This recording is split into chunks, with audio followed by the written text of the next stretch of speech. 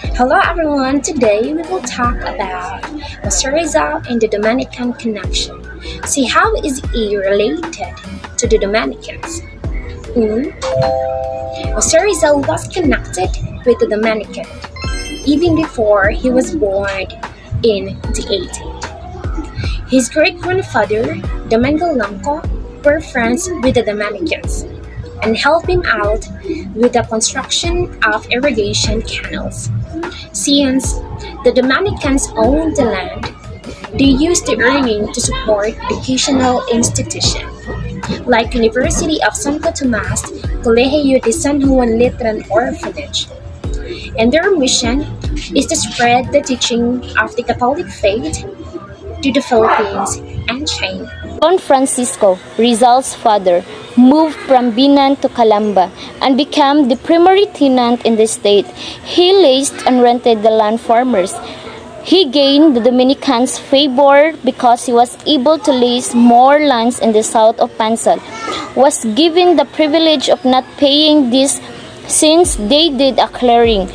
The lands were coveted because the fertile and irrigation system was in favor. This showed Don Francisco's power. Later on in life, the money they earned from these lands helped Rizal get into Ateneo, Santo Tomas, and further his studies in Europe for 10 years. Don Francisco's kind of affluence was evidence when he was able to build Bahay na Bato in a huge yard near the plaza of Calamba.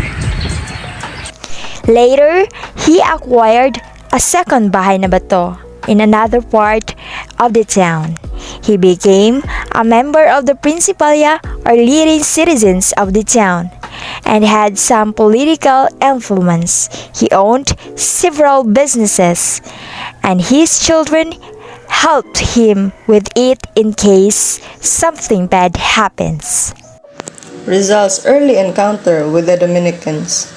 As a child, Rizal, who was in Calamba, played around with a pony and was with his dog named Usman. As a poet, he wrote poems and plays as a gift to the visitors.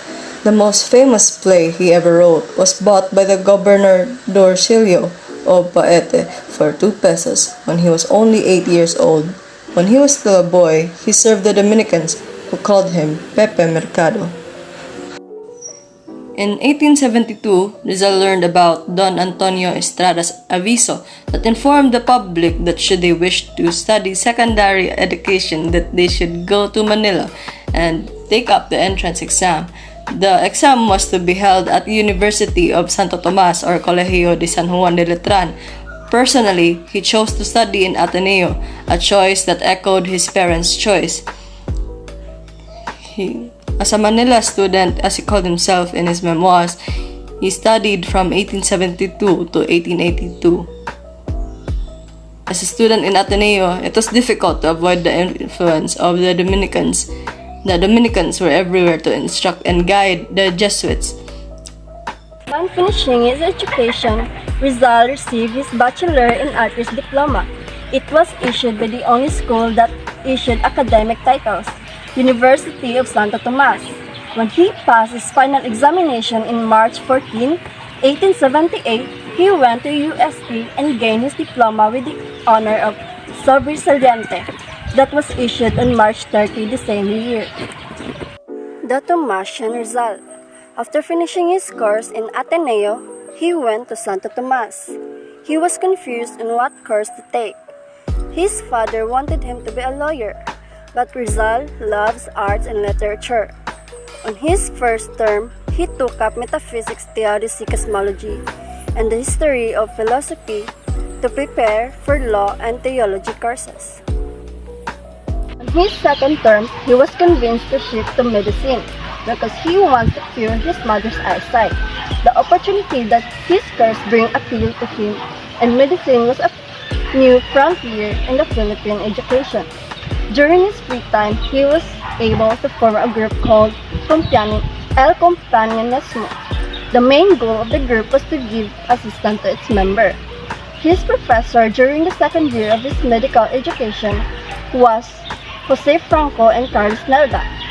Later on, Rizal met Franco again, but now he was his classmate. During this time period, he wrote 10 different poems. In April 1880, Rizal wrote a literary work and presented it to the Liceo Artístico Literario, which held a contest in commemoration to the 400th death anniversary of Miguel Cervantes, a Spanish national poet. The Spanish jury awarded Rizal with the first place and stood by their decision even when the Spanish community were furious. They gave him a gold ring with the engraved bust of Cervantes. Nobody cheered for Rizal, and it was the first time that a Filipino won, excelled in a national literary contest, and beat Spanish writers. Out of the 24 students, only 7 reached 4th year. Rizal was given a rare opportunity. Some historian thinks that Rizal was discriminated and experienced bigotry, but his novel Il Filibusterismo did not reflect his true situation in a university. He left to study in Spain for other reasons. He encountered Dominican friars once more when he returned from Europe in 1887. His novel arrived weeks before he came. Fury broke in and stirred the minds among friars. They deemed his novel No Limit Tangere as heretical, impious, and scandalous. The hostile situation made Governor General Emilio Terrero assign Lieutenant Jose Tabio de Andrade as Rizal's bodyguard. Later, in his visit in the Philippines, he was involved in feud, Protesta de Calamba, against the Dominican administrators of the Calamba estate. Rizal stands against them as the tenants were treated unfairly by the Dominicans. Not all of Rizal's allegations were true, and not all of the tenants' allegations were true. Rizal was portrayed as a troublemaker and received death threats. Word spread throughout that he was a Mason, sorcerer, and a spy of German. Chancellor Otto von Bismarck. Rumors were that Trabille raised a German flag atop Mount Makiling and claimed Philippines for Germany. Later, during the dispute against Dominican administrators, Rizal was advised to leave the islands for his own safety. Tenants openly defied Dominicans but not paying rent when Rizal left in 1888. The amicable settlement failed. The administrator appealed and won.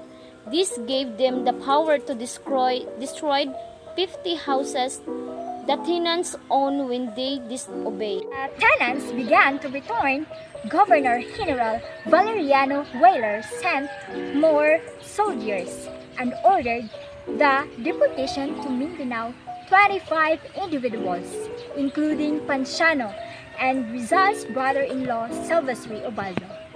Another brother-in-law, Manuel Hidalgo, was banished to Bohol. Rizal's next encounter with the Dominicans was after his deportation to Dapitan in 1892. The Jesuit emissaries to Talisay had no doubt the blessings of the Archbishop of Manila, who wanted him returned to the Catholic fold. When the Philippine Revolution broke out in 1896, Archbishop Bernardino Nozaleda strongly believed that Rizal had something to do with the outbreak of hostilities and the Katipunan. He strongly urged that the authorities arrest Rizal and bring him back to Manila for trial. After Rizal was condemned to die by musketry, Bernardino sent the Jesuit to convince him to retract his Masonic belief to save his soul. Rizal finally relented in the evening of December 29, 1896. Nozaleda sent a draft of the retraction, but Rizal rejected it, saying it was too long. He then composed his own version, which was finally signed at 11:30 in the evening. To the church, Rizal was once again a Catholic, and his Masonic and anti-Catholic view was disowned. Rizal died a Catholic. the heavy hand of the church became villains in the eyes of the Filipinos. This made way for Filipinos to support the Philippine Revolution. In conclusion, Rizal's connection with the Dominicans was characteristic of that period of heavy church influence which Filipinos nationalists fought against. The Dominicans, like Jesus, played an important role in this formation and the development of his heroism. Today, it is important to distinguish propaganda portrayed by fact. It is suggested that students read the primary historical information to promote its better understanding and the proper veneration of heroes like Rizal. Apunte! Consumatum est!